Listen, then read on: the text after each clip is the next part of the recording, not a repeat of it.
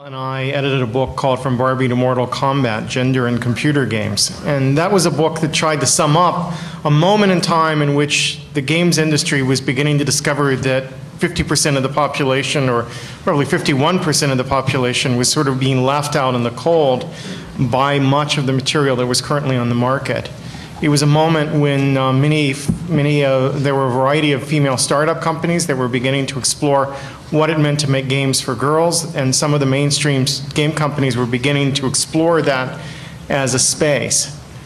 That moment came and went, largely bought up by Mattel, I think. And at the end of that, it's hard to know, there seems to have been a dissipation of energy or discussion in the public sector about the challenge of gender in computer games. But those of us who are concerned about games for the education space have to pay attention to that issue. It's something that's absolutely central. We cannot integrate into the classroom a technology that leaves 51% of the students behind. We can't use a technology that doesn't connect with girls, especially given the long history of ways in which science and technology education in particular has been directed in ways that sort of undercut women's ability to enter into those spaces. It seems vitally important that if we're going to look at games and education, we have to be attentive to questions of gender and other forms of diversity.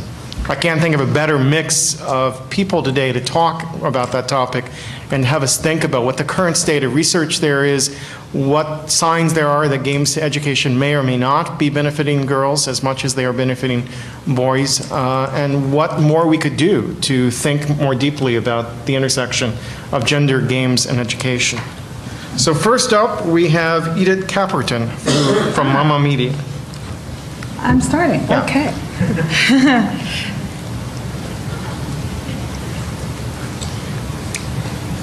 And I think Henry decided to start. He has to do it, I think. No, okay. We do. Okay. So, thank you, Henry. Thinking about girls learning and their education with video games and online games, past and future, was a pretty overwhelming invitation. I kind of, as I was thinking about what would be a good first image for my slide, I picked up this group hug on a flat world. And if Tom Friedman is talking about learning, I think the world had arrived. And so it's kind of nice to see that a lot of the ideas that Henry actually presented this morning and everything, all the panels during the day are really coming into the popular media, into best-selling books like this. I think that's very exciting. Still, this is a very, very large topic, and being a girl, I kind of didn't know where to begin, how to play, how to best structure my 10 minutes of gaming here, how to still be informative yet provocative, say something new, raise good questions for the discussion afterwards. Is it about pink? Well, Henry mentioned how Mattel bought all these, you call them female startups. I'm not sure I like that description. And some of the female startups and Mattel approach was to do this pink, but if you really ask MaMaMedia kids, they'll say, no, no, no way. One MaMaMedia girl out of the millions of kids we've been serving in the past 10 years, we started in 1995, just a quote that I grabbed, I think what makes a good kids website is excitement. I think that because if you see it, you can imagine you're there having an adventure. And this is Stay True 604, age 10 from Alabama. So girls' worlds have transformed, I think, because of the internet. We've been experiencing this at the MIT Media Lab in work that we did with computer technology, with new media technology, with programmable environments. And then when the internet came into the real world, I really saw this as an opportunity to start MaMaMedia. And in the last 10 years, really had the privilege of being in conversations with boys and girls, with parents, with educators, and really see that for young girls, technology is everywhere. It is not high tech, it's personal, it's my tech. Girls, like boys, are in search of challenge and excitement. It's not just about social stuff, relationship, or information, which is really the stereotypical myth about girls and technology. And I would like to argue today that girls use and feel comfortable with internet and websites of all kinds from all around the world, with emails and IM communication, cell phones, SMSs, electronic toys, all that, computer games, online games, a lot of the things that were expressed in earlier panels here today, with usually pictures of boys, I would like to argue that girls feel very comfortable with, and they enjoy all these PDAs and other wireless devices, and the technology itself doesn't matter. It's the activity that matters. And these girls who are part of the Clickerati generation, as we named them, have new relationship with media. So it's not just about the technology, the hardware. Girls are as excited about PSP as boys are, and they have different ways of talking about the games as boys are. But I think girls really have no relationship with media too. They're no longer just consumers of television like baby boomers when they were kids, when I was a kid with 1 or 2 television channels. They're not just like Gen Xers with, you know, ability to use a remote control and be connected to cable and a variety of early versions of computer games. They also, those girls who are born in the 90s and those who are not even born yet, are really born into a world when they can create media. They have new expectations, new attitudes, new behaviors that really is about greater participation and control. So after several rounds of designing slides and writing texts for this, and my usual thoughts about playful learning and hard fun, and some of you heard me speak about this before, I decided to really collect more current data from a Clickerati girl who was a pioneer when she was born in the 80s, and she is representing what I believe is our target market in many ways, and to create the beginning of a model case with a case study interview on this topic. So here is some pieces from a conversation I had this week with Catherine, who's now 27, who grew up playing games with her brother. She was in high school in the early 90s. She was in college from 96 to 2000, and then in graduate school in New York City, graduate in 2003. In our conversation here, you will see that this is an example of a girl who has been playing from childhood to adulthood, from past to present, all kinds of computer games, video games, online games, and it has always been an integral part of her life, for real. Still, there are certain kinds of games that she likes, and she likes to play more than others, and it's especially relevant when you talk to her about education and potential games in education that will be intriguing and engaging for girls. I tried to kind of ask her all these questions in the context of MaMaMedia and her experiences with MaMaMedia, and some of her comments, I think, are surprising. So when I first asked her, from your experiences growing up, Catherine, growing up with games, what do you as a girl or a young woman in college see as success stories in terms of designing good games for girls? What can be learned from these games which might help us in developing educational games for girls like you that they can play with and learn with? So, like me, she said, oh my God, this is such a complex question, it's too big, you know, I can answer it in so many different ways, try to focus me a little bit. I said, okay. I interviewed some girls in the past 2 weeks, and miniclips.com is the kind of standard website for free games that many of them mention as really cool, that they really like. This is what they see as games that they kind of connect to. It's very much like the girls who mentioned shockwave.com or Real Arcade, but Miniclips really came up many times also in surveys we do on MaMaMedia. Why do you think, Catherine, why do you think girls like that? So Catherine says, well, these are all smaller, simpler games. That's why. These days, most computer games and console games are very complex. They include lots of cinematic efforts for rich 3D graphics and many worlds, levels, at many levels as possible, boundless layers of gameplay, bonuses, strategies, bosses, enemies, special powers, power-ups, etc. So the trend in games has been to focus on the appearance of gameplay, and she saw that growing up. She was talking about that evolution at great length. And Actually, she says, rather than on the meaningfulness of the core experience of gameplay for the player, smaller games have better chance of getting good gameplay right because less can go wrong for the player. So if you look at contemporary successful casual games like Zuma, Puzzle Pirates, or Original, which is beautiful, or classic games like Pac-Man or Space Invaders, they all have what she called quick pickup and playability, which is followed up by rewarding and pleasureful play experiences. Something about the core interactions feels good to me. I like that. And then she goes on and she tells me about littlefluffy.com, and it's a good idea actually that she believes girl-like because it's really just about testing good core interactions beyond even what casual games are doing. For example, is it actually fun over time to lose your cursor, or is it just frustrating for the player? I like experiencing and thinking like that. So I ask her, with this in mind, why is MaMaMedia.com appealing to girls? What do you think? So Catherine says, it's the same idea. MaMaMedia does an excellent job in offering lots of little playful activities. They sort of all connected. I like that. I will not call them games, actually. They lack real competitor, no enemies, no superpowers. Sometimes there is no goal. The goal is really to tinker, to doodle, to be silly, to create something with media and have fun.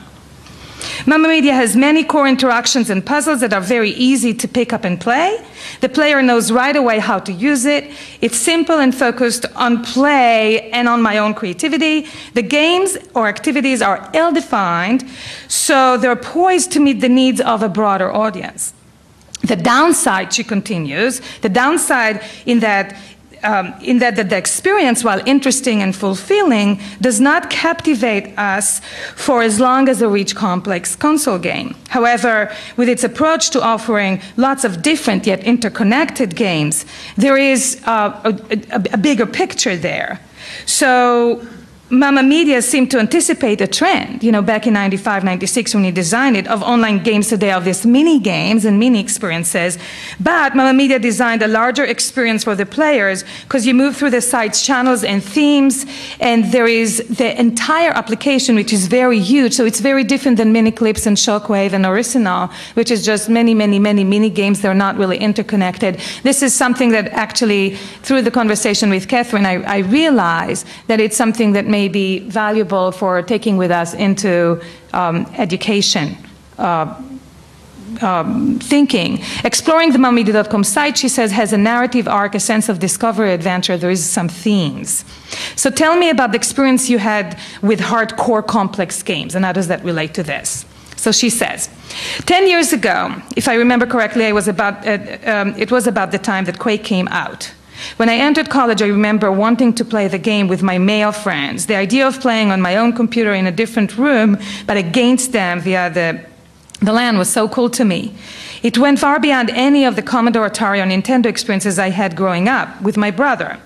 But I think that I never actually crossed the threshold and played Quake for a long time because the overall aesthetics wasn't quite up my alley. In the industry, Quake set a new standard for graphics. More than anything, it was the first that I know of, she says. First example of functional 3D animation and 3D world. Its gameplay wasn't particularly innovative, especially not in comparison to its graphical innovation. But but since then, the problem is, from my perspective, all of these games have sort of similar aesthetics. Hardcore casual games with a hardcore aesthetics tend not to do very well with girls like me. Hardcore gamers are making and playing hardcore games. She was very emotional when she said sentences like this. Well, that's interesting, I say. Let's think further about your experiences with MaMaMedia.com versus Quake. So she says, well, like Quake, MaMaMedia encourages remote exchanges and collaboration. By working on a Jumbler or Frame That Tune made by another kid like me, I have a sense of a world that is larger than me and my own discrete experiences within MaMaMedia.com. So the whole idea of being part of a larger thing for her was very similar in Quake or MaMaMedia.com, and I think it's an important point because we can use similar approaches, just express them differently in all these different game environments. MaMaMedia also has nice-looking, compelling graphics, but none of them strive to look realistic or 3D. This feels good. If there are more spaces for me to fill in, then the user can apply meaning in a more personalized way. There are less opportunities to turn users off with overwhelming graphics and well-defined space that is not relevant to who they are. So, can you point to a few examples? I really didn't get her to talk about games that are designed for girls, and I was very fascinated that she just didn't know anything about this, although she's a girl. So I am explicitly asking her, can you point to a few examples of console games that are extremely popular, that were designed for girls, especially for girls, designed to create powerful experiences among girls like you, similar to the things you described about MaMaMedia.com? So she says, it's strange, but I don't know really. I don't really know any of console games that have been especially designed for female audiences, beyond what is said about casual games online. I do know that games with deeper narrative background tend to be a little more popular with female audiences, like Monkey Island or Myst were both popular with women back in the day. But then I kind of pushed her a little bit. I said, give me an example of a console game that was really popular among girls. And she came up with Katamari Damacy. It's a great example. Its aesthetics is colorful and psychedelic. It appeals to me, but I believe it appeals to both genders equally. Released in 2004, the recent success is huge. It is not because its aesthetics per se, but rather because the core interaction and the gameplay is excellent. And the overall experience is so bizarre and novel. The visuals are simple. The game, though, is not simple. But there are no elaborate efforts to make hair look like hair. But letting the visuals remain slightly abstract, the development team was able to focus more on getting the gameplay right. The color palette of Katamari Damacy reminds me of the look and feel of the spaces on MaMaMedia.com. Bright colors, happy undertone, playful interactions. It's not too dark and bossy. I assume that the development team didn't design it for girls or women. Like MaMaMedia, however, I do assume that they had some audiences beyond the gamer dudes in mind, and were therefore able to create game experiences with broader appeal. And that's an important point that I think on this panel I would like to argue. MaMaMedia too, we really made a conscious decision. We went through thinking about, is it going to be a company that is designing online creative experiences for girls or for women or not? And we decided, no, we're just going to design it for everybody, because we believe that what we have to say about this kind of core interactions is relevant for both boys and girls. But we're really not going to design it for hardcore gamers. And every once in a while, when there was a development team R&Ding or proposing certain things, we kind of had to cross it because we wanted to stick to what our brand is and what the experience is. So she goes on and on. I don't know of any game that were intentionally made for female versus male audience. I believe that hardcore gamers and designers are more likely to design for players like themselves. But a very good game, I believe, will appeal to people beyond the small camp. And then she says the Grand Theft Auto series, especially San Antonio, is a great example. It's a little bit hardcore and a little bit off-putting to women, but the gameplay is so great that it remains relatively popular with women too, compared to hardcore games. Then she talks about her boyfriend, who read an article that in massively multiplayer online games, women who play usually began doing so because of their boyfriends or similar significant other brought them into the game. This is probably because the guy described the gameplay with such enthusiasm that the woman, the girl, is willing to kind of try and have fun. So I think that's another thing that we want to kind of think about. These are games that have something in them that are relevant for both boys and girls, but even those that are really designed for some hardcore gamers, if you have a relationship with a hardcore gamer that is describing it to you and in a relevant and engaging way, that will work. And we know this from mathematics. If you have an amazing math teacher who is a mathematician, who's passionate about mathematics, you will end up hearing stories about numbers and functions and variables in such a way that it will make you captivated, passionate, and engaged. So I think that's another thing. It's not like this or that. It's also a matter of who do you have a relationship with as the person that introduce you or connect you to a particular environment.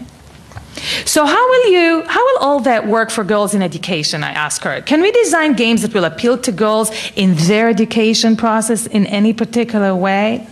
Catherine says, well, when people are designing educational games, and she used this body language, they seem to think about trying to hook these hardcore gamers who won't do homework because they're so busy playing World of Warcraft every night. But this is a mistake. An educational game should not even try to compete with a real hardcore commercial game because game players know the difference. Also, many people who are interested in making educational games don't actually play games.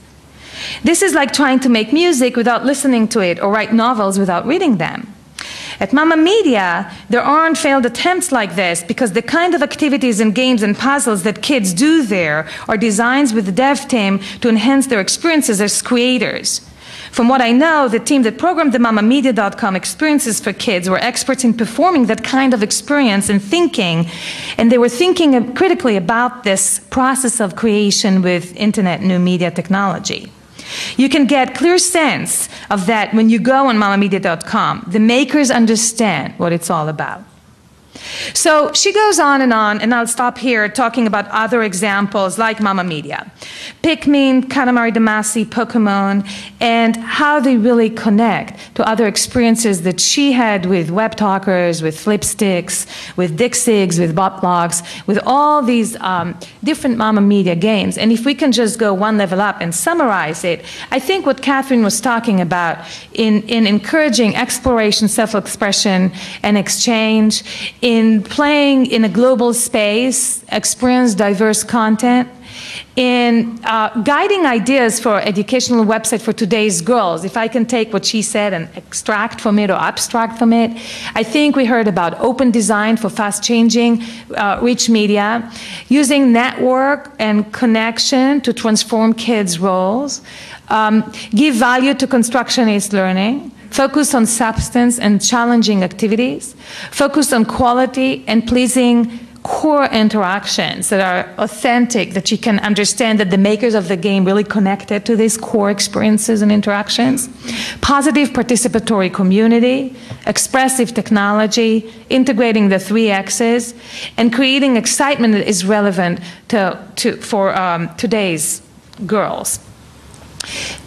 Girls like good visual design. I don't say that boys do not like good visual designs, but if we are thinking about girls, I think clear navigation, simple, bright colors. I think we try to express it in MaMaMedia. I think that's why 65% of our members are girls. And expressive and imaginative tool that always allow you to create your own, in addition to our media, send it to friends, create your own stories and publish them and share them with family members and friends. Zap your own little characters. They're cute, they're not too dark or too violent, and there is something about the graphics that allow you to always create your own, maybe even better than what we gave you, and to allow you for a lot of customization of the environment. So it is like Play-Doh and finger paints and Tinker Toys, and give you also a possibility to deal with the serious issues like peace or the environment or anything related to your dreams and goals in life in different communities that combine stories with art and talking to kids from all over the world. So let's just Catherine said what she said, and let's look at 3 quotes that I digged in and found from MaMaMedia girls. Scooby-Doo 0156. I just wanted to tell you that I'm so glad I'm .com club. Thanks again for letting me be a member of your club with kids from all around the world. This is an important thing to bring into education. I think being a member, doing Constance, being a member of a club, it's not just something about after-school program. I think we can take elements of it and bring it into something that has to do with mathematics, science, and social studies. The things that make a good kids website are games and learning stuff. Not exactly math or anything, but the little stuff that you don't learn in classrooms, the stuff that they wouldn't be interested in. And you can imagine what they are. And this is a girl, age 11, from Florida. I have not been on the computer for a long time, and today when I I seen this. I was so happy because there are family members that don't even say happy birthday or give me a card. But I don't even know you guys, and you made me feel very special and proud that someone do care for me besides my parents and grandparents. Thank you for being a friend. Thank you. Thank you. Next up, we have Carrie Heeter from Michigan State University. Thank you. So I'm going to share pieces from about 5 different projects over the last 3 years that I've been conducting that have me absolutely fascinated and incredibly frustrated. So one thing that we found from our research is that girls love games less than boys. So we surveyed 523 5th through 8th graders. And since I'm going to use this kind of a chart a few times, let me make sure you understand what you're looking at. Okay, so it was a 1 to 5 scale from I love to play to I hate to play. And you see the girls column, the tween girls were near 2.5. And the 5th, 6th graders were a little below 2. The boys were higher. Okay, so yes, they may, according to the Pew reports, all be playing, but girls love games less. And yes, they may all be playing, but boys play games more. And again, you see the same data so that the girls are down under less than 2 hours, kind of, and the boys are higher. If we sort of try to extrapolate, that comes to a difference of maybe about 570 hours per year more that boys play than girls play. And that's cumulative, and that adds up. So you think of all those years, and then you take a college student and think of how much more experience playing games boys have than girls. Okay, so these are just sort of background, interesting little facts. One of the studies that we did was actually quite elaborate. We got teams of all girl and all boys to get together over a 2-week summer camp and envision their ideal space learning game. And we didn't have them make it. We actually just had them brainstorm it and then give a presentation of what it would be. And then I took 9 months and worked out digital videos presenting each of those game ideas as if they were real, promoting them. We showed those to those 523 kids. And without them knowing the gender of the game design team, and the reason we did this is because people always say, oh my gosh, games are made for young boys by young boys, and if only there were more women involved in the game design industry, things would be different. So this is kind of an empirical test of that proposition. And indeed, we do have empirical support for that proposition. Girls ranked the girl games significantly higher, all 4 girl envisioned games, than boys ranked them. And they ranked the boy design games significantly lower than boys ranked them. In other words, it's actually, if you put a female member in a position on your design team, that's one way to at least include the female perspective. Whether they're meaning to or not, there are simply different sensibilities that we come with, even if we're gamers and even if we're not. It's somehow something just comes through. Not a big surprise there. We did a huge literature review, and we did lots of studies of girls with games, and we have all of these lists of what girls like and what boys like and that kind of thing. And so I sort of thought I was well suited to design a game. And the literature says that older girls like learning games, so yeah, that's good. But then, this is just data I was analyzing last week. There's actually a problem with learning games. Okay, look at, this is a bunch of different kinds of games and how much you like that kind of game. Look at the very top, the most disliked kind of game for both girls and boys are games where you learn something. It's not different by gender. Were found were sort of predictable. You know, the girls like funny games better, they like games that are hard less, fighting games less, react fast less. But the most important finding on that is that neither gender in 8th grade likes games where you learn something. That's a problem for us at this conference, right? So those 8 game promos that we showed them, we asked for, first we showed the 5th grade games and then the 8th grade games, and after the 5th grade ones, we asked how much would you like to play this kind of game at home? And how much would you like to play these games at school? And even though they said they don't like games where you learn something, notice that they would rather play those eight games at school than at home. And that's consistent by gender and by age. So we've been talking about games in school, and we've been talking about whether the teacher likes that. Well, this is asking whether the kids like that. And the idea of a game compared to a boring lecture or a textbook is kind of appealing, even if they don't like games where you learn something. I mean, this is a little confusing, but they're sort of open to the idea. It's better than school, perhaps. So among the literature that we've been reading, girls like to explore, boys rush to beat the game.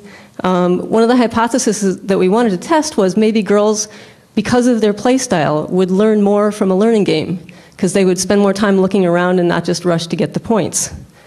So we had the privilege of trying to design a learning game that we would then use to test play style, gender differences, and learning differences. And this has been by far the most frustrating and fascinating design experience I've ever had in my life. There are unbelievably deep disagreements on the team. I mean, we have impossible goals, right? It's going to have super science, admirable pedagogy, be great for girls, high production values, as fun as commercial games, and it will change the next generation's appreciation and knowledge of evolution.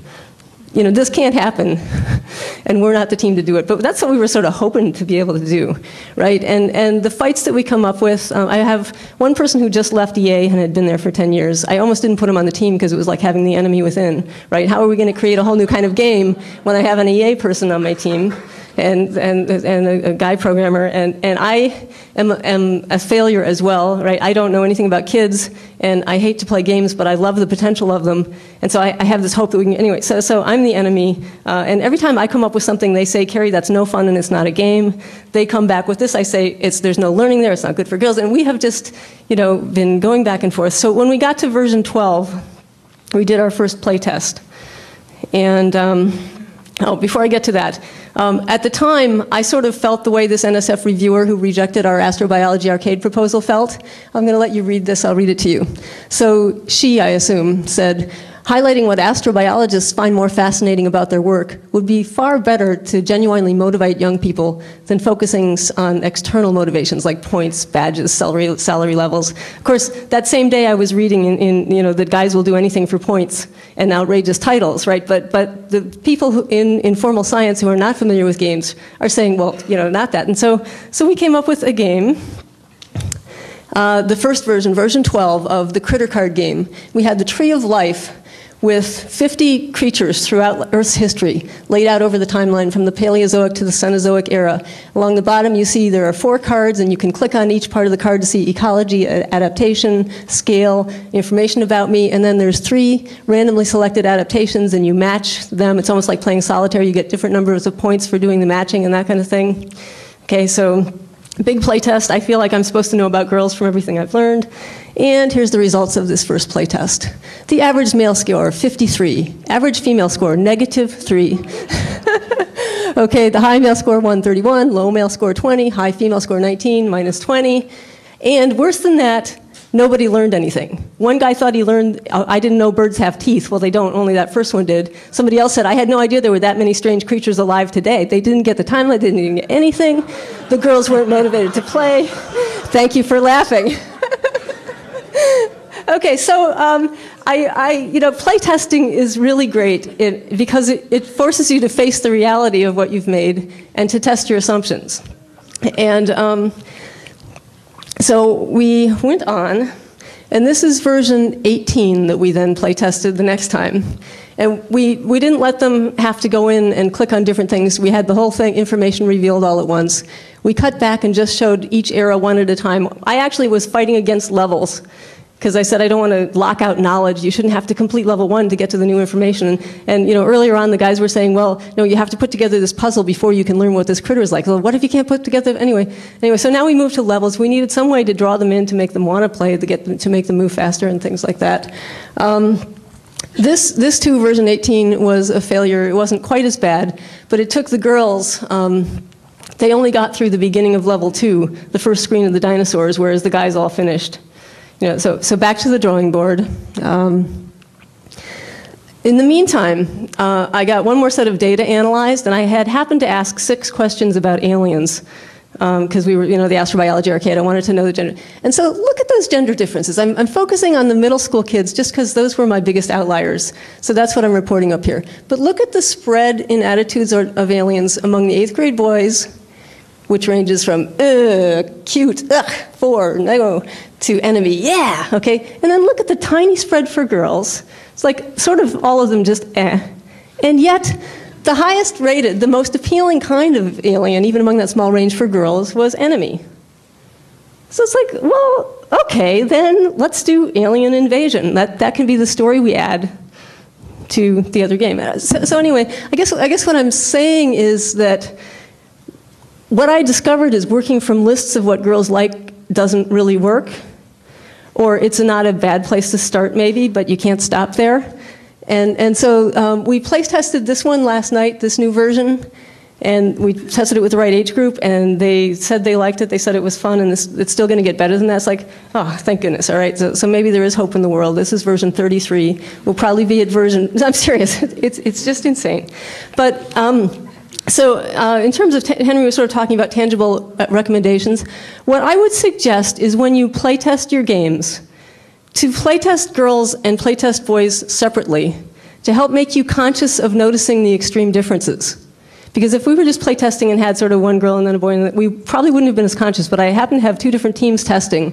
And actually the playtest with the girls changed all of us, right? I gave up and said, you're right, we need levels, I mean, I'm wrong, they're not learning anything. It changed my team, because they said, the girls didn't get it. They couldn't play. And so then they're the ones saying, well, girls won't get this. We have to change this. And so it helps make you conscious simply to play test the same number of people you would have, but do one first and one the other and notice that. And I guess the other thing that you should do is I'm really totally fascinated by who engages in games and in what way and what kinds of play styles. So after you do the play test, you should call me and talk about it because I'm trying to gather that kind of information and pull it into some sort of coherence. Thanks. Okay.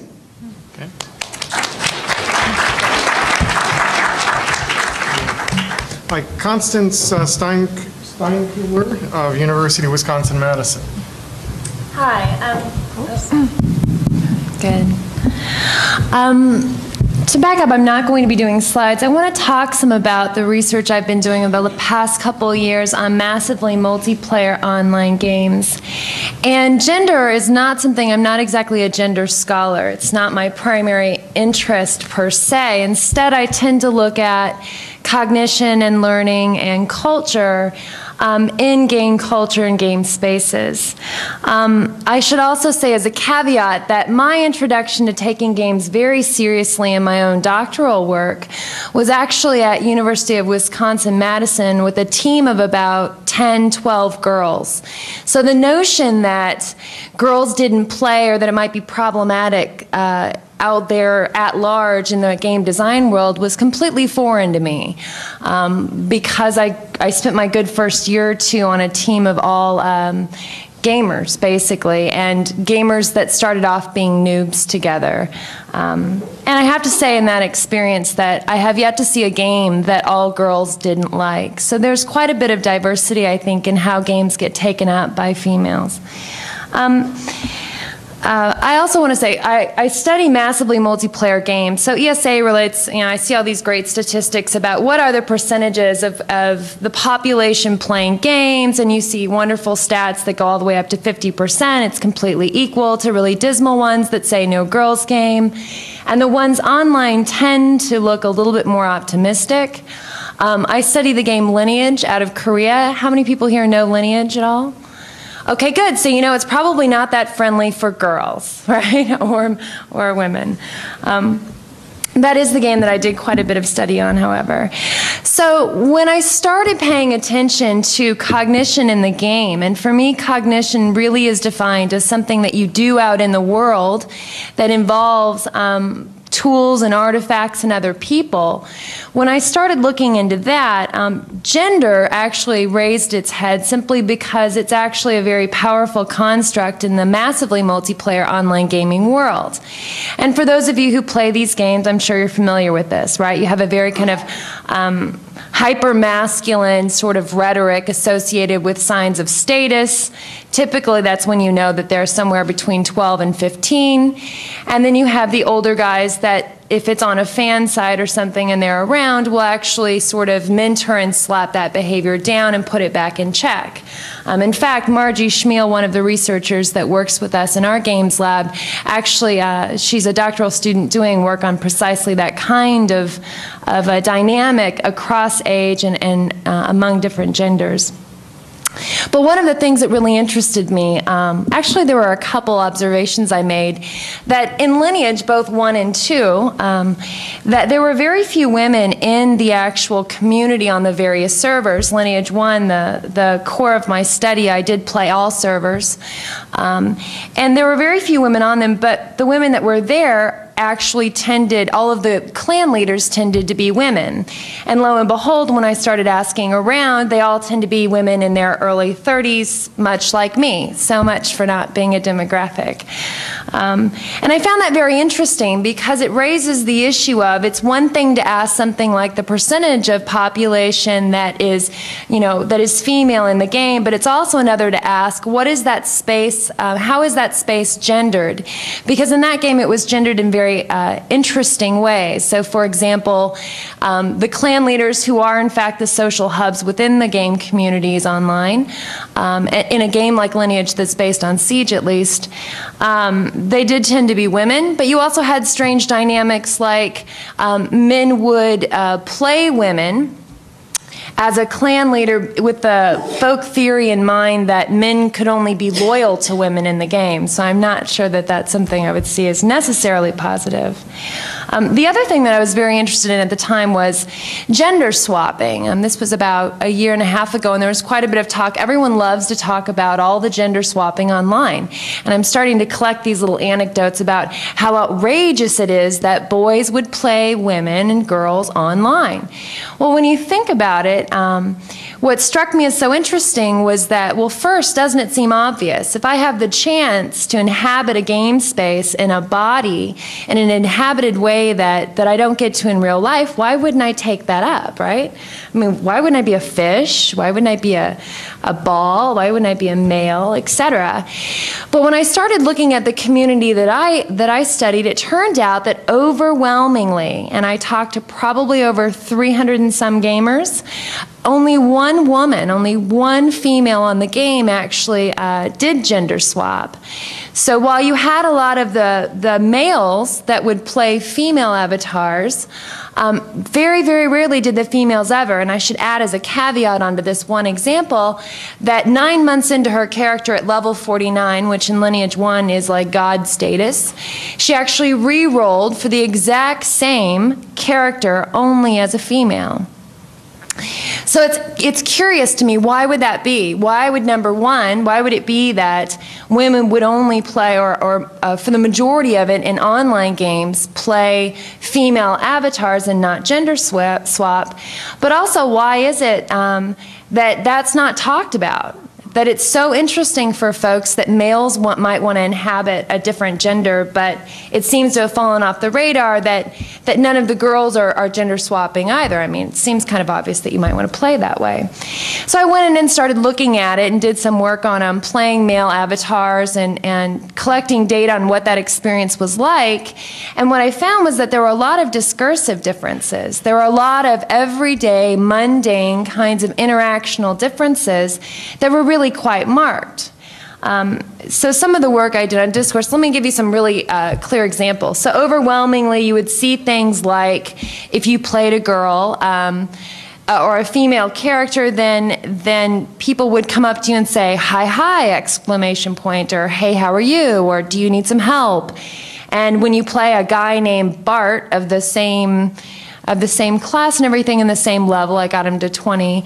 Instead, the conversation initiators look something like, "Dude, what's that sword?" Something like that. Yeah. Still charming, but of a different variety, we might say. And you learn things like drop the exclamation points immediately when you're trying to role play a boy. It took me a while to get that down. They actually policed me out of it. I was like, okay, I won't use the exclamation point after my hi anymore. So let me step back a bit and just say, so what's the upshot of all this? Well, first that starts to point to that it's not just a design issue, right? That this is actually an issue about play spaces. And Henry Jenkins has written a lot about the nature of boys' play spaces. And it may very well be that those play spaces are vastly different than, say, the play spaces of girls and women. I think that's worth pursuing. And I think some people here are actually looking into how do girls inhabit games. But girls actually inhabit games in very, very different ways, right? I can tell stories about, you know, late at night at 2 a.m., Star Wars Galaxies. Everyone familiar with Star Wars Galaxies? Oh, please tell me you know Star Wars Galaxies. Okay, good. This was the big hope of our whole field, that Star Wars Galaxies would come out. They have characters designed just for being entertainers. This was based on a notion of Richard Bartle's taxonomy of different people's styles of play. It turns out it's a little bit messier than that. But in his original theory, this was that there were 4 styles of play, one of which was socializer. So when Star Wars Galaxies built their game, they actually created a role that would be primarily for socialization, and it was entertainers that would hang out in cantinas, and the way that they would level their character up would be through dancing and playing instruments, etc., with groups. And it was interesting because I did this for several months obsessively. I'm not sure why. And then quit. But while, if you stay there long enough, it's interesting to find out, well, first, how many people are actually online while they're grinding up their character. That's always interesting. But also in these spaces, late at night, you'd end up with conversations that would end up being overwhelmingly female.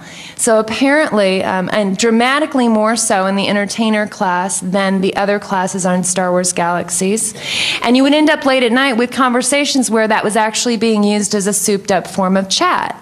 So, for example, you know, right after the game came out, late at night, you would have military wives actually there with their characters in the same room, playing entertainers. People could come in and watch and heal their mind wounds. I love that. I healed my mind wounds. And if only I could have that in real life, I'd be so happy.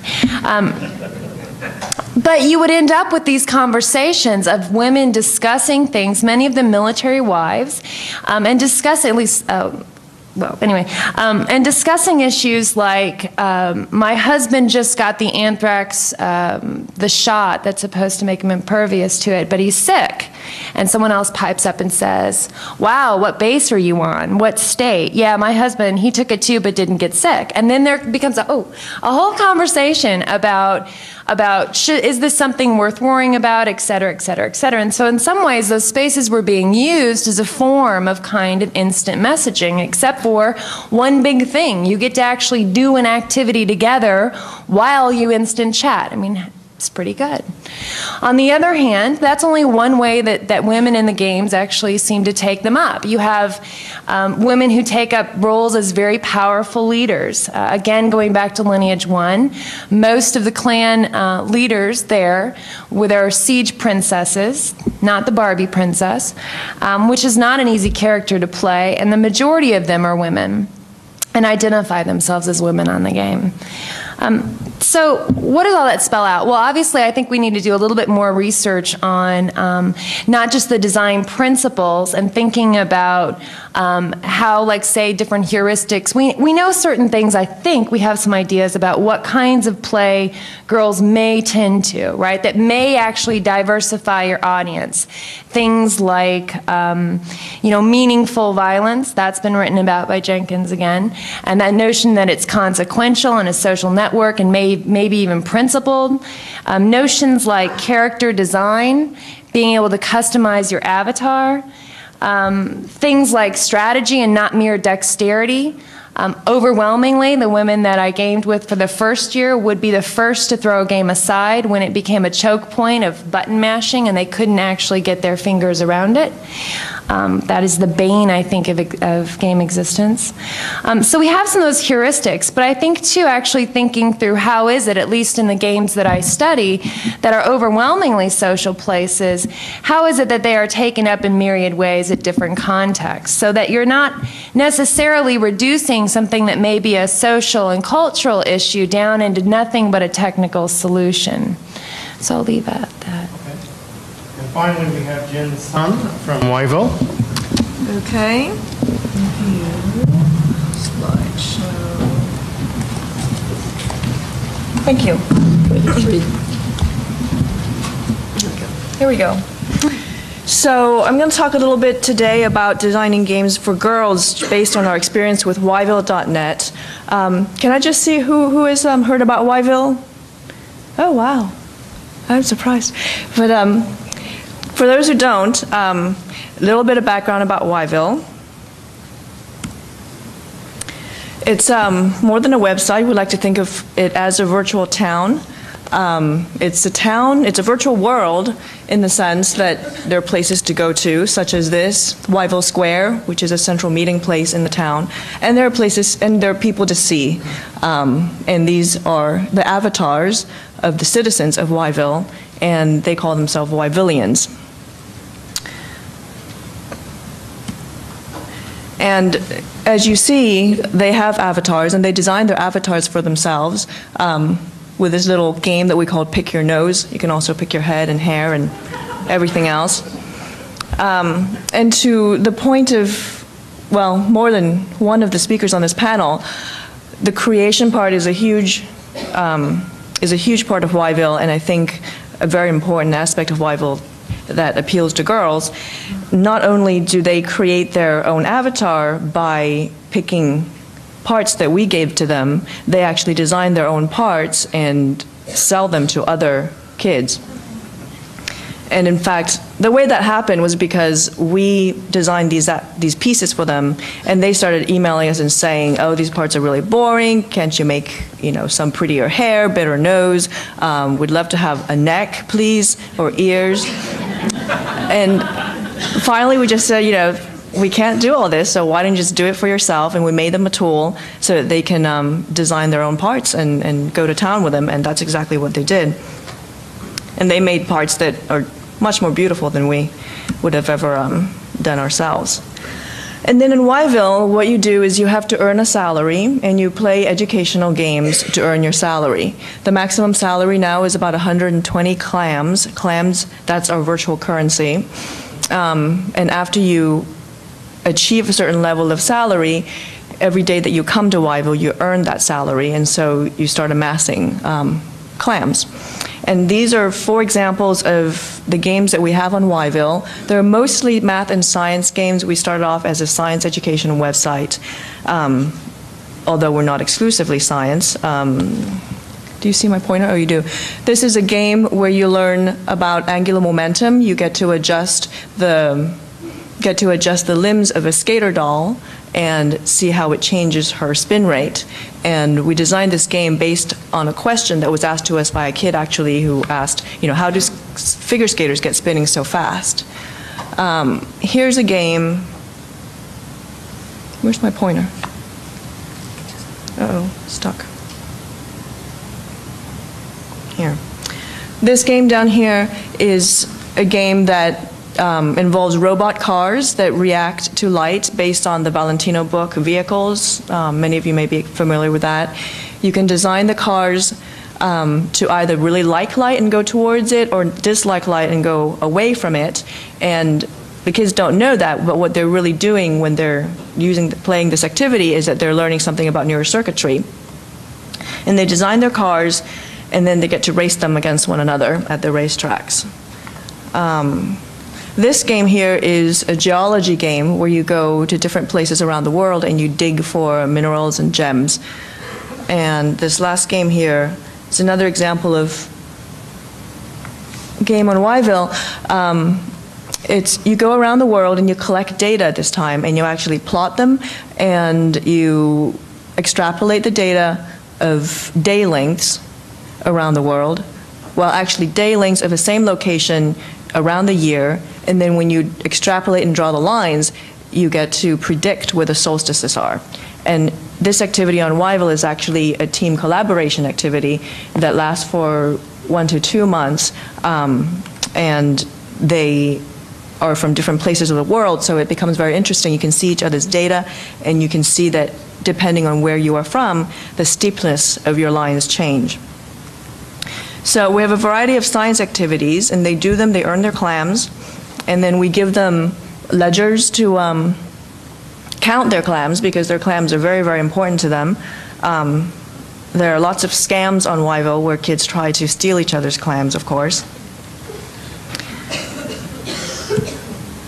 And another way to earn clams on Whyville, other than playing games, is to go into business. And the biggest business on Whyville is creating and selling your own face parts. And as I was telling you, they create stuff that, you know, we would never dream of creating, and they start making accessories such as crowns and sports accessories like skateboards. This one is a skateboard. Why do I? Yeah. That's a skateboard. They make little signs, proud to be me. And costumes. This one was probably for Halloween, Pumpkinhead. We also have multiplayer games on the site. This is a checkers game. And there are a lot of community events. This is the Greek Theater of Whyville. We have trivia hour there. We had book hour. We also have Senate elections. So every 2 months, a new senator is elected to be part of the Whyville Senate, which has 3 seats. And the kids campaign, and they petition and they sign petitions, and we actually have live debates of our top candidates right here in Greek Theater, and then everybody votes, and we have an inauguration ceremony and everything. So there are a lot of different kinds of things on Whyville, and you know, we think it's great fun, and we've got some pretty good stats, we think. We've got 45 million page views a month. The kids come and they tend to stay a long time, both in terms of per day, more than half an hour per day on average, and over the course of a month they stay about almost 3 hours, and we have kids who've been with us for 4 or 5 years. Recently, just a couple days ago, we got an email from somebody who said that, you know, I was here 3 years ago, I designed these parts, do you remember me? I'm back again, and I want to revive my fashion design line. And it's something that can happen, I think, when you have a world and there's a history. There's a history that actually is documented by the Whyville Times, which is the town newspaper that comes out once a week, and the kids write the articles for the newspaper. And so when you go into the archives of the newspaper, you can actually discern a history and how things have evolved in Whyville. And so new kids, when they go and read the old articles, get a sense of the old famous people. And you know, when you were famous, you can actually come back to the site and kind of re-experience your fame and run into somebody who's like, oh my God, I read about you on the Whyville Times. I can't believe I'm talking to you. So they get a real kick doing that. But the real reason I was invited into this panel is because it's really a girls' world as well. We did not design Whyville to be a girls' world. We just wanted to make a world. We wanted to make a world that would be educational and would be fun and interesting. And just so it turns out, more girls than boys come. So our sweet spot is 10 to 14. The greens is girls. The green is girls? Yes, the green is girls. But all the boys, huh? Yeah, the green is girls. The blue is boys. And the sweet spot is about 10 to 14. And at the sweet spot, the difference is the largest. It's more than twice girls than boys. And so given that, since I was invited on this panel, I thought it would be interesting to take a look, and we have the data, to take a look at what are the games that the girls are playing. So take a look at our games and look at the data and see if there's a difference between which of the games the girls like to play versus which of the games the boys like to play. This is not all the games on Whyville. This is a selection of them, the ones that we can pull data out from the most easily. It's about 20 of them. It spans the spectrum of really hardcore kind of science games to some of them are multiplayer games, some of them are social games. And as you see, there's a big difference between some of the games that are most liked by boys versus some of the games that are most liked by girls. So because the site is about 2/3 girls, parity would be around 68%. So the games around here are the games that are equally liked by boys and girls, pretty much. And then there are clearly some games that are much more favored by boys, and then there are some games that are much more favored by girls.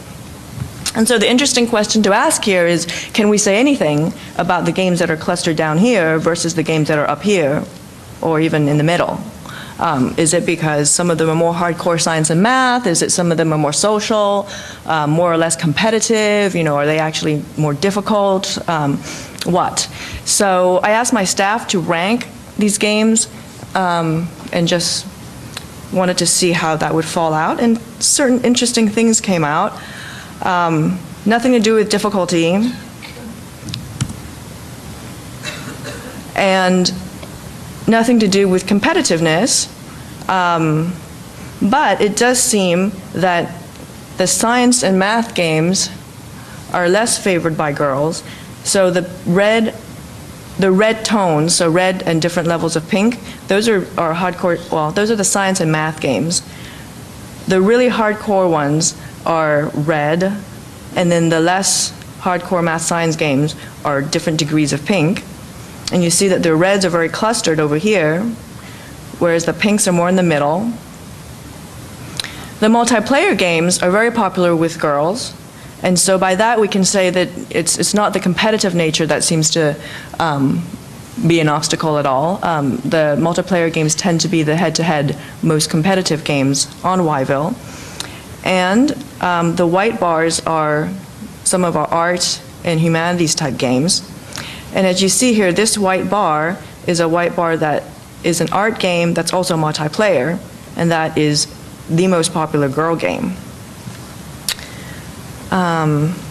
And so when I talk about science games, just to show you what I mean by the hardcore science games, this is one of them. This is a game in which we show the kids some basic principles behind the ion engine. NASA sponsored this game. And in this game, you manipulate the charges and you manipulate the distance of the plates to simulate an ion engine. And in the words of our artist who created this page, she's a woman, and we were looking at this and she just looked at it and said, "Ew, it's so techy." That was her response. Another game that was not ranked very high among the girls is this game where you manipulate the engine type, fuel volume, nozzle size, and of a rocket, and you see how high it would launch. Okay, so these are two examples of games that did not fare very well. They're down here in the red cluster. So let's take a look at this game that did really well. This is a game that's sponsored by the Getty, and it's called Art Sets. It's a game in which, you guys know the game Sets? It's based on the idea of the Sets game, but you play it with art. And so you have a collection of art cards, and you identify the medium and the subject matter, and you try to make sets of 3 based on whether it's all the same medium or all the same subject matter, or they're all different. And we made it a multiplayer game so that up to 4 people can play at the same time, so it's actually very competitive and it's fast action. And this turns out to be the most favored game by girls on Whyville. And so the other question to ask here that I found most interesting was, given this information, can we say anything about what we can do to make a certain subject matter more attractive to girls? And this actually comes out of this chart a little bit. If you look at this game, which is the least favored by girls, the smallest red column over here, it's an ion engine game, but it's actually a game that we created, has to do with electric charges. And you look at this bar over here, that's a mixed red and green. This mixed red and green bar is actually the multiplayer version of the exact same game that the really short red bar is. So the really short red bar is this one. It's a charge simulator.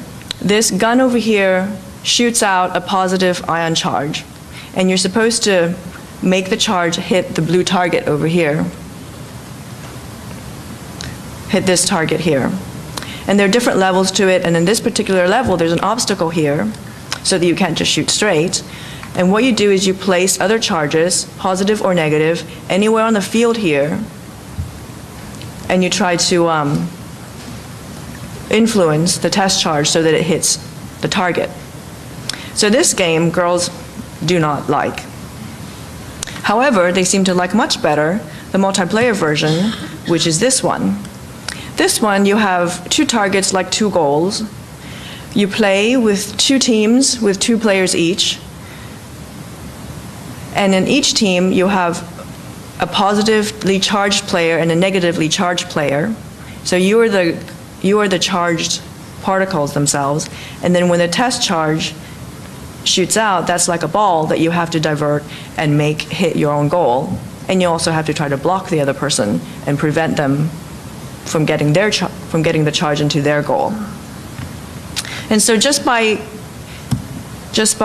whoops.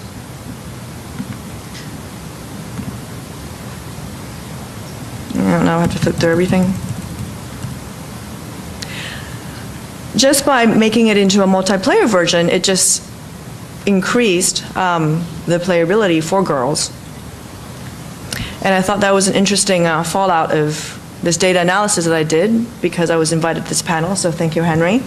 And I can also talk a lot more about how these pink games here, they're all science and math games, but they all have something to them that makes them up here rather than down here with the very red reds. So, but I don't think I have time to talk about that all now. I'm welcome to come down and talk to me about that later on. Okay, thank you. So we have time for a few questions and comments, if people in the audience over there. My question is actually about this chart here. It looks like instead of pairing so it looks like there are many, many more games that boys enjoy than girls enjoy, regardless of the type of game. And part of that may be that you started out with science and math games, and so you have more of those naturally. But it seems to be there are more games that boys enjoy. So what are the girls doing on your site that they do enjoy? Well, one thing is to say is that these are not all the games on Whyville, and in fact, the games that we have data for that's easily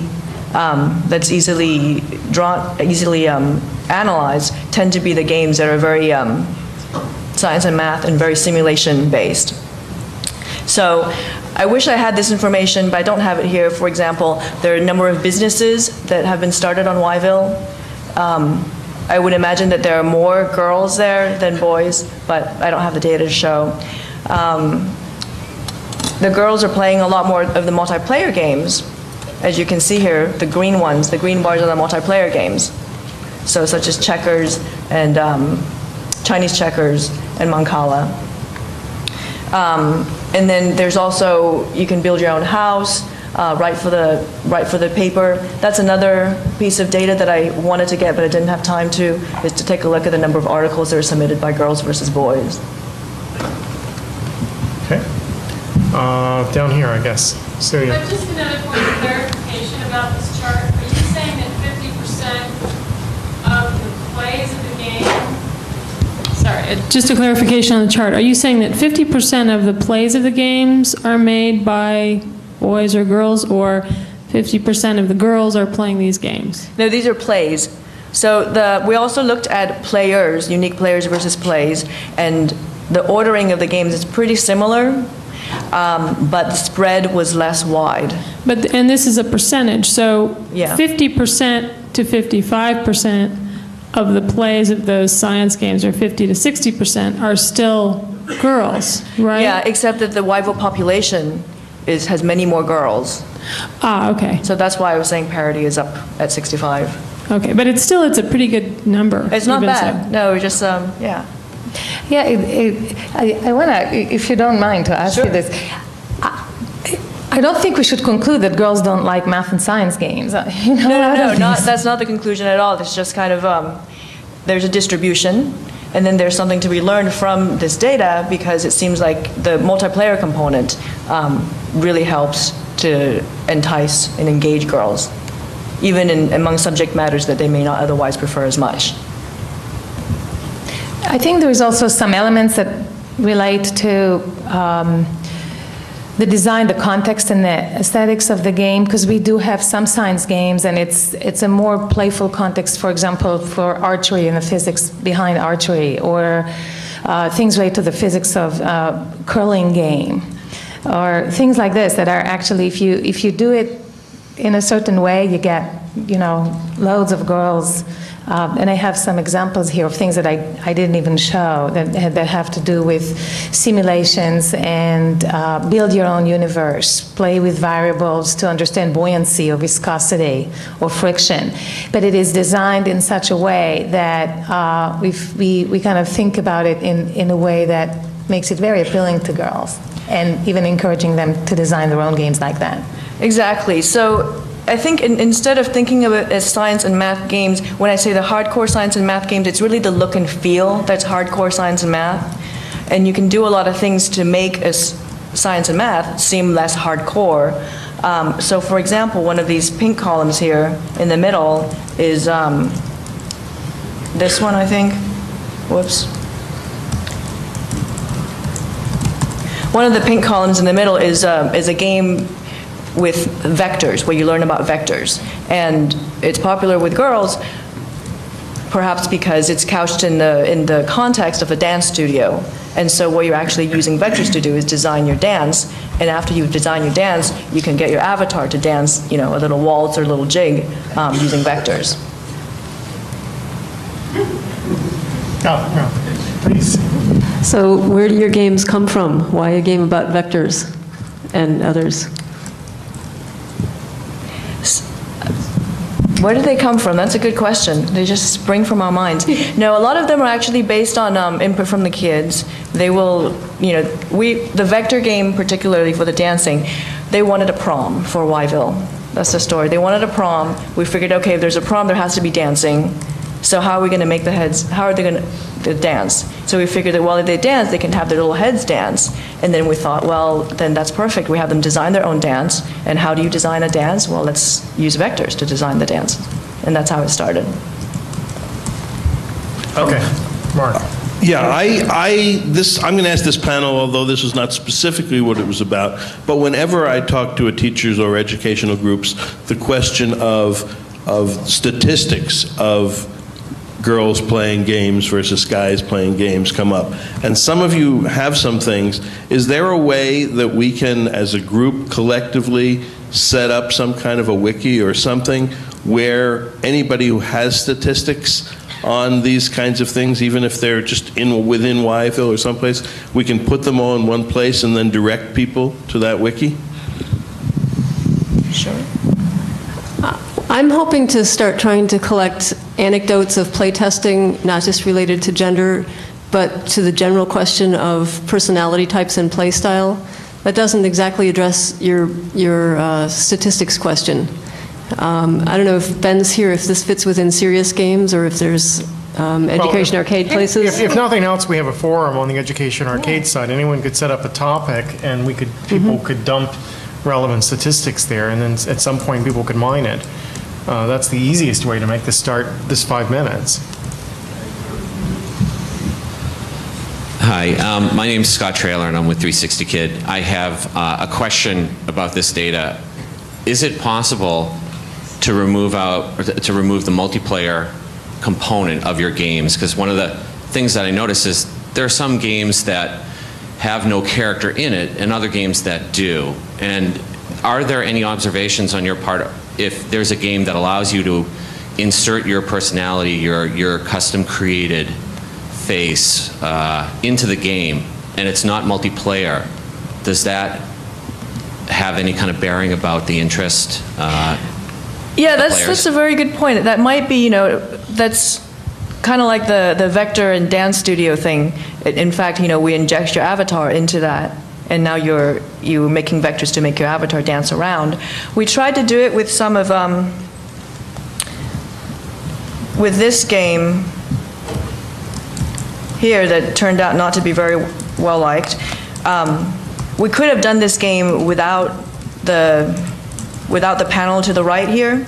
The panel to the right is actually a control box and benches, bleachers actually. We set it up so that you can like invite your friends to come and watch you play, or you can hang out and teach your friend to play, so that there's one person in the orange control box who's actually playing the game and other people could be sitting around observing or making fun, I suppose. And that does seem to help sometimes, but in this particular game, making it into actual play where you play the multiplayer team game seemed to help more. But that's, that is certainly something that we've tried to do. When we first started Whyville, we didn't have, there were a lot of games that were just simulations and there was no component to insert your avatar. Oh, you got a mic there? Great. So if I was to generalize what this data says, and I'd like to have the panel see whether this generalization has some validity or not, it seems like what you call hardcore is much more about things. To look and feel. And it's about objects and things the things that the females seem to like better are things that are more humanistic, either in the subject matter or humanistic in the sense that you bring in other human elements, as in other players, or the look and feel identities of other people that are participating in the game. Is that something that you would say would be? Yeah, I would agree with that. Yes. Wow, I mean, there's actually data that completely contradicts that, though. If you look at the playing of Tetris, if you look at, there's tons of puzzle games. The reason that women are the largest demographic of playing games online is because of middle and older age women playing on computers several hours, many hours. So I guess I just want to say that there's actually contradictory data. That might just be an artifact of that particular for this type of games, of games that are learning games with physics and stuff like that. Tetris is very, very popular with girls, with women, but who knows if it will be even more popular if you add some sort of human component to it. It could very well be. I think another component that we shouldn't forget to bring from the session that started this morning, is this going to do it? These are examples of little applets that we created that, for example, and it has some sound effects that are actually created to encourage kids, boys and girls, to make things like this. And I think that we talk about multiplayer with great passion and the fact that you can invite people to watch you. I think that another thing that we can talk about is the idea that certain applets like this can encourage girls to want to explain and design science, physics, mathematics, social phenomena, psychology, engineering, mechanical engineering, whatever it is. If you really show them an example that from their perspective did it for them, they will be very excited. From my experience, from little testing that we do, for example, something like this that can allow them to choose the material will be ebony, no, maybe oak and olive oil, and here it's water and pine, and you release it and you see which one is floating or which one is sinking, and you can reset it and play with it. And then the whole conversation, like again, we talked about making games, but we also talked about talking about games today. I mean, you can talk about things like this too, and then ask kids to turn them into games, which is, I think, a fascinating process for a learning environment around a game culture, because this is not yet a game. This is simulating some physics. And if you go to this work, there is actually a huge science lab here that we created with the Schlumberger Education Foundation, and this is all coming from conversations that we had with students. These applets exist in many languages. The idea to even present a dog, the pick of the books that is sliding on the table, the idea of actually designing your own universe and looking at the universe over time and different, and really trying to think about how different graphics expresses certain real life chemistry or biology and go on the net and really search using Google, other simulations that were done and really discuss it to really create something like this and to understand, how it works. This is all something that is as fascinating to girls and women as it is to men, the idea of explaining and building and trying to figure out how somebody else can have a aha experience with, I understand that concept. So I just want to bring it back. Let's get 2 brief comments from the floor with brief answers from the panelists as we wrap things up here. Yeah. How you doing? This is Joe Salter. I'm from Atlanta, the chairman of the Game Design and Development Department of AIU. I just wanted to commend you ladies for what you're doing in terms of the diversity. But I'd like to know, are there other diverse areas that you see that might be areas of opportunities for the game industry? Well, I'll go first simply that I'm actually glad that you brought that up. And one of the big problems, if you think back just about the title of this originally was Gender and Diversity, and how that gets conceptualized. For me, even the notion of, say, gender experience, that's vastly different based on culture, and that's vastly different based on ethnicity. So mistaking this particular form, well, actually there's a lot of diversity represented up on the panel, but mistaking one for all is... It's all Europeans except for one. Yeah, that's true. Well, it also might be a Eurocentric audience in certain ways. I'd have to count heads. I'm just not sure. I'm remaining agnostic on that simple fact. I'm also just simply pointing to who's producing games, who's interested in games. I'm actually from the field of education, so you probably see huge trends there too. The other thing is I think there's a lot of research that needs to be done. There's some real misconceptions, let me put it in a nice way. Misconceptions, let's say, about things like ethnicity and styles of play that have come out in the media and whatnot. There was a real kind of presumption that African Americans wanted to play, I believe it was sports games, and it turns out that's absolutely not true. So it'd be interesting to see some of the data on that. Is anyone in the audience doing any work like that? I actually, you have, so maybe you might be able to speak to that a bit. Actually, that's what we're doing. I'm the IGDA, the chairman of the Diversity Advisory Board for the IGDA. So we do have an IGDA diversity panel that we're doing with the forum.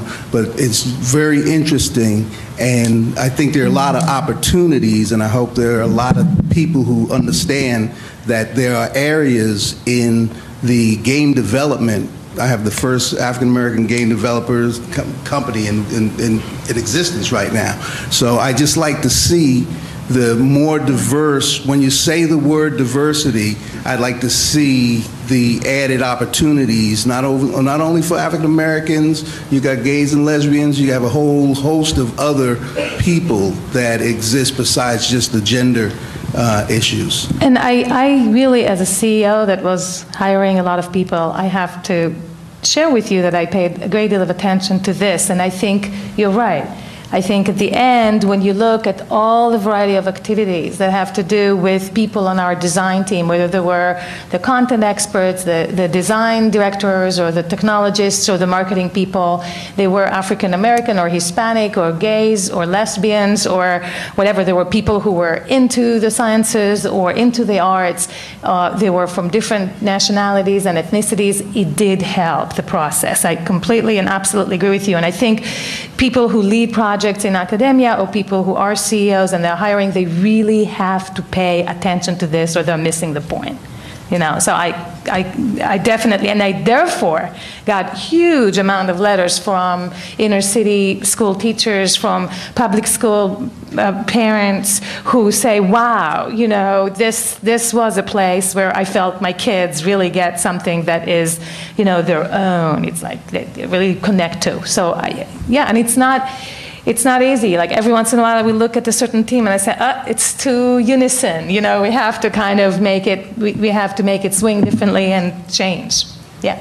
Hi. One last question on this panel. Constance, you actually referred briefly to what was going to be this point of my question. I'm over down here. Thank you. Yeah. I'm like, where? Which is the fact that shockwave games, particularly what are called time wasters, but those games that are sort of children of Tetris, like games like Collapse, that their big market are middle-aged women. Two categories which are supposed to not be interested, theoretically not interested. So I just want, given it's like the briefest of comments on what's going on and why has no one made more of that fact.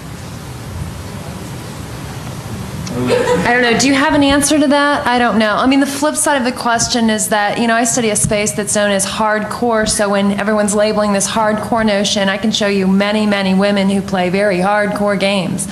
So there's diversity on the other end, too. I honestly can't speak to that issue, as I tend to study full online gaming communities, and I think that's different outside, well, not to completely bifurcate it, there's puzzle pirates and different things, but I don't know. I mean, some of the research on that space suggests that these casual games require shorter play periods and therefore can be integrated into whatever the household and work routine of middle-aged women happens to be. That it's something that can be done around getting kids off to school, something, while kids are eating, you play a game, whatever. That it's integrated into the routine of the household in short spurts as opposed to long-term commitments of time. And I don't know whether the arguments are right or not, but it's one of the arguments made to explain the phenomenon. So how do we integrate learning into the casual games to educate the middle-aged housewives? Well, Catherine said that it's not just about middle age. I think Catherine, who's 27, who liked this kind of games and puzzles and was attracted also to all the different puzzles and jumblers and word puzzles and shape puzzles we have in MaMaMedia, because she happens to have that kind of aesthetics, and she kind of likes that core interactive experience. She's also designing games, and she likes to design this kind of thing. So it happened to be something that is not just about the housewife in her case, and she did play hardcore games because of her boyfriends usually, so she could get into it. Okay, thank you very much for the session. What we're going to